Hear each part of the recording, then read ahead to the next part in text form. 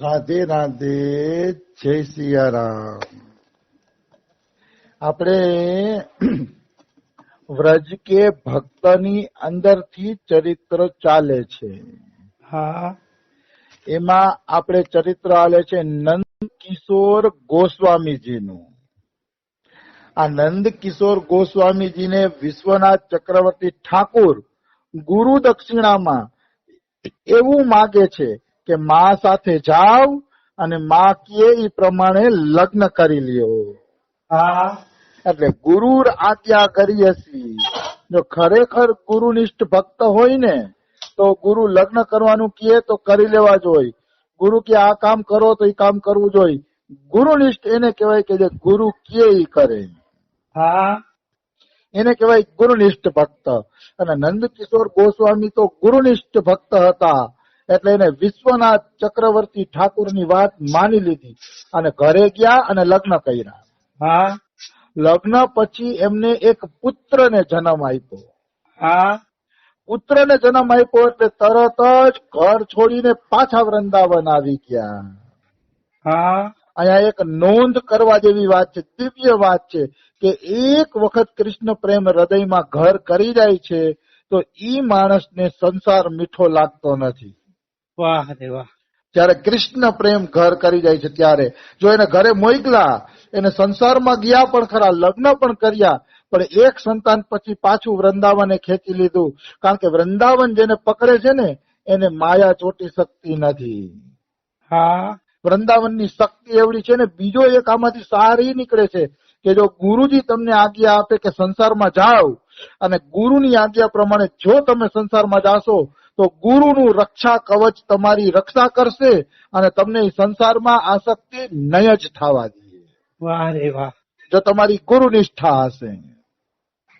આવી વસ્તુ છે. આ મારા જોયેલા દાખલા છે. મારો પોતાનો તો અનુભવ નથી પણ મારી નજર સામે હું ગુરુ ભક્તોને આ રીતે જોઉં છું. હા, અમારા સદગુરુદેવે અમારા ગંગારામજીને ઘર છોડાવ્યું, ગ્રહસ્થી છોડાવીને અહીંયા 20 વર્ષ ત્યાં ધામમાં બસાવી રાખ્યા. તો એ ગંગારામના પત્ની ને બાળકો અહીંયા મળવા આવે ને તો એ ગંગારામ શું કરે, ગંગારામજી ચાદર પાથરી દે. ચાદર પાથરીને એમ કે બેસો, બાબા ભજનમાં બેઠા છે, સમય થશે ત્યારે મળશે.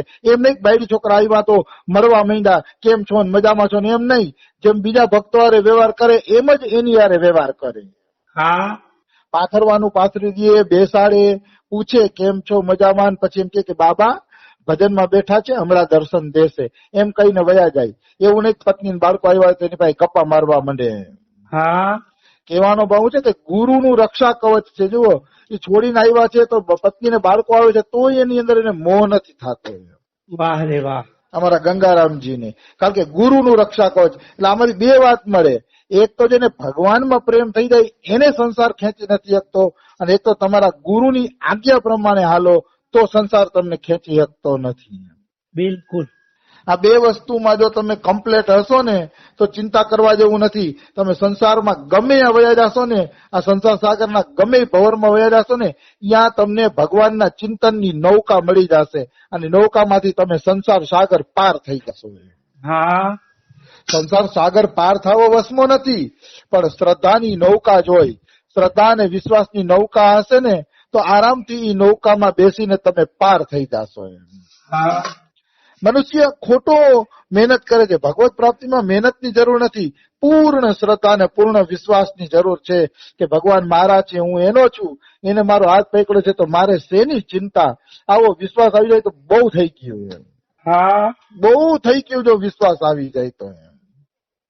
ખરેખર અહીંયા અમારા વ્રતના સંતો કહે છે ભક્તિ કરવાની નથી, સમજવાની છે. સમજાઈ જાય ને આપ થઈ જાય.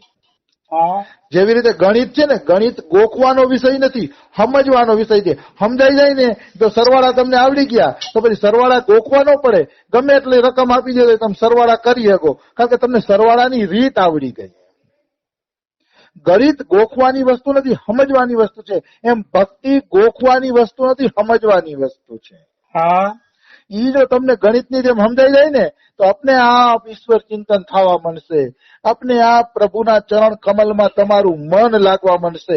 પણ ભક્તિ સમજાઈ જવી જોઈએ. વાહ રે વાહ. સમજવાની વાત છે.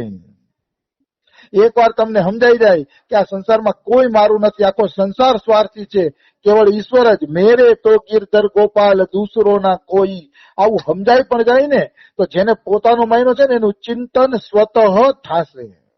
હા હનુમાન પ્રસાદ પોદાર કહે છે કે ભગવાનને પોતાના માનો, પોતાના માનશો ને તો એની મીઠી મીઠી યાદ હૃદયમાં સતત રહેશે.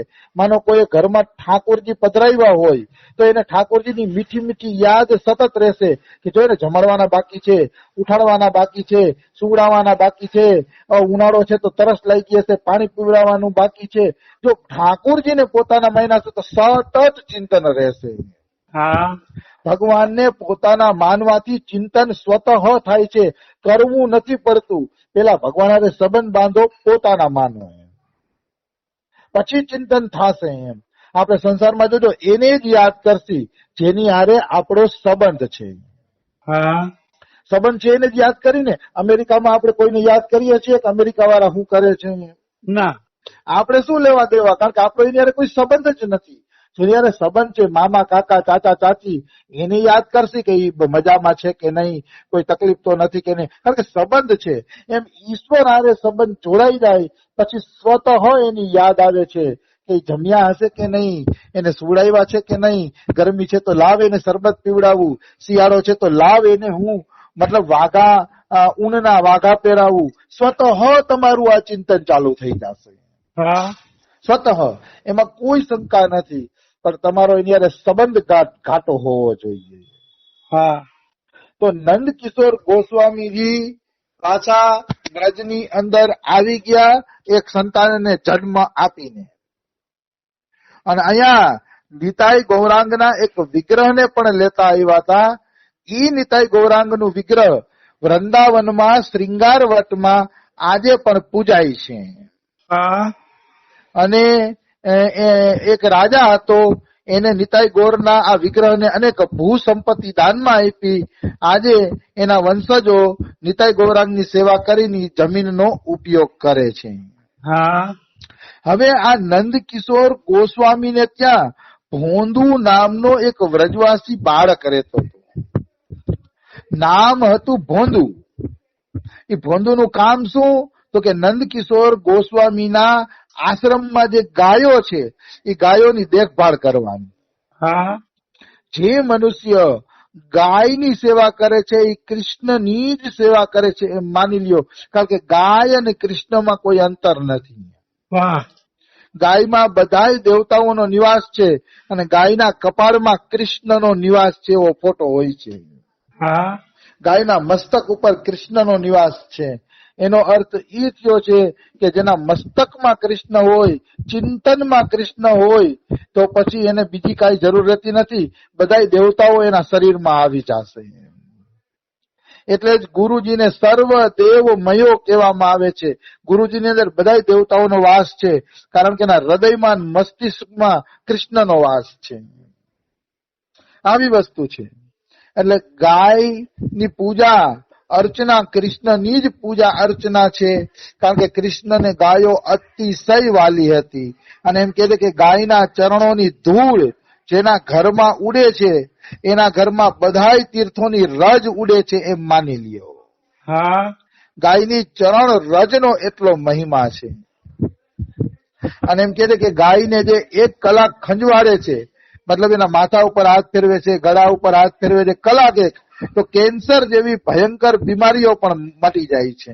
હા ગાયનું એટલું મહત્વ છે. આવી વસ્તુ છે. પછી તો અમારા રામસુખદાસજી મહારાજ તો એમ કહે છે કે જે ભેંસનું દૂધ પીશે ને મૂરખ થશે, કારણ કે ભેંસ મૂરખ હોય. હા ભેંસને ખાલી છે ને એ બે કરતા જ આવડે, બીજું કઈ આવડે જ નહીં. તો રામસુખદાસજી બહુ પ્રખર વિરોધી કે ભેંસનું દૂધ જે પીવે છે ને મૂરખ જ થશે. હા મળે તો ગાયનું જ દૂધ પીવું જોઈએ, ભેંસનું દૂધ પીવું જ ન જોઈએ, એમ સ્વામી રામસુખદાસજી કહેતા. ગાયનું દૂધ પીવાથી બુદ્ધિ શુદ્ધ થાય છે. ગાયનું દૂધ એવું છે. અને જો ગાયનું દૂધ હેઠું નથી થતું, પાછું ગાયના દૂધને વાછડું ધાવતું હોય ઈ જ આતરમાંથી પછી આપણે દૂધ દોઈએ છીએ, તોય ઈ દૂધ આપણે ભગવાનને ભોગ લગાડી છીએ. કારણ કે એમ કહેવામાં આવ્યું છે કે વાછડાના પીવાથી ગાયનું દૂધ જૂઠું નથી થતું. હા હેઠું નથી થતું. ગાયનું દૂધ એટલું પવિત્ર માનવામાં આવ્યું છે. એટલે જે ગાયનું દૂધ પીવે છે એ વાસ્તવમાં બુદ્ધિમાં હોશિયાર બને છે. જોકે હું અહીંયા બોલું છું, પણ અમારી કમનસીબી છે કે અહીંયા 2-3 ગૌશાળા હોવા છતાં પણ એ ગૌશાળામાંથી અમને દૂધ પૂરું મળી શકતું નથી, કારણ કે દૂધ થાતું નથી. અને રમેશ બાબાની ગૌશાળા એ લેવા જાય તો 2-3 કિલોમીટર રોજ કોણ લેવા જાય? એટલે અમે પણ અત્યારે ભેંસના દૂધનો જ પ્રયોગ કરીએ છીએ. હા હું ભલે મોટી મોટી વાતો કરું, પણ કમજોરી તો મારે કેવી જોઈએ કે અમે ભેંસનું જ દૂધ પીએ છીએ, જે કે ગલત છે નિતાંત. પણ શું કરીએ હવે, ગાયનું દૂધ અહીંયા એટલું મળતું નથી, મળે છે તો બહુ દૂર થાય છે. 2 કિલોમીટર કોણ લેવા જાય? હા આવી વસ્તુ છે, એટલે અમે નથી કરી શકતા. પણ હું તો સાચી વાત એટલે બોલું કે અમારા ગુરુજી ઘણી વાર કહેતા હોય કે હું કરી શકું કે ન કરી શકું, વ્યાસ ગદી ઉપરથી મારે સાચું બોલવું જોઈએ. વાહ કરી શકી કે ન કરી શકી, પણ જયારે સત્સંગ કરીએ છીએ ત્યારે મારે સાચું તો બોલવું જોઈએ ને કે આ સત્ય છે, ગાયનું દૂધ પીવું જોઈએ. હા એટલે હું સત્ય બોલું છું. ભલે હું ઘણું નથી કરી શકતો, પણ સત્સંગમાં હું કપટ નથી રાખતો. જે સત્ય છે, શાસ્ત્ર અનુસાર છે ને, એ જ બોલવાની કોશિશ કરું છું. હા કારણ કે વ્યાસ ગદી ઉપરથી ખોટું બોલાય નહીં. તો કહેવાનું છે, ગાયનું એટલું મહત્વ છે, એના દૂધથી બુદ્ધિ શુદ્ધ થાય છે અને એની ચરણ રથથી ઘર તીરથ બની જાય છે. હા તો આ ભોંદુ નામનો છોકરો નંદકિશોર ગોસ્વામીજીની ગાયો ચરાવતો છે. હા એને બધાય ભોંદુ એટલે કહેતા કે ભોંદુની અંદર છલ કપટ ચતુરાઈ એવું કઈ હતું જ નહીં. હા એને છલ કપટ ચતુરાઈ આ તે એવું કઈ આવડતું જ નહોતું, એટલે બધા એને ભોંદુ કહેતા. અને કોઈ મજાકમાં ખોટું ખોટું કહી દે ને તો ભોંદુ સાચું માની લેતો. હા કોઈ મજાકમાં કહી દે ને કોઈ વાત તો ભોંદુ સાચું માની લે. શંકા કરવાનું તો ભોંદુને આવડતું જ નહોતું. હા એટલે એક વખત કોઈએ મજાક કરી કે ભોંદુ તું ભાંડીરવનમાં જાસ? તો કે હા, હું રોજ ભાંડીરવનમાં ગાયું ચરાવવા જાઉં છું. હા તો કે તને ખબર છે ભાંડીરવનમાં કૃષ્ણ કનૈયો નંદબાબાનો છોકરો ગાયું ચરાવવા આવે છે? હા તે ભોંદુને તો ખબર નહોતી કે કાનુડો 5000 વર્ષ પેલા થઈ ગયો.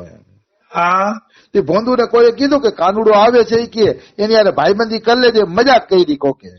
હા મજાક એટલા માટે કરી કે ભલે ભોંદુ કાનુડાને ગોઈતે રાખે, એને કોઈથી કાનુડો મળવાનો નથી, કોઈથી મિત્રતા થવાની નથી, એમ કરીને ઓલો ખોટું બોલી ગયો. જેથી ભોંદુ કાનુડો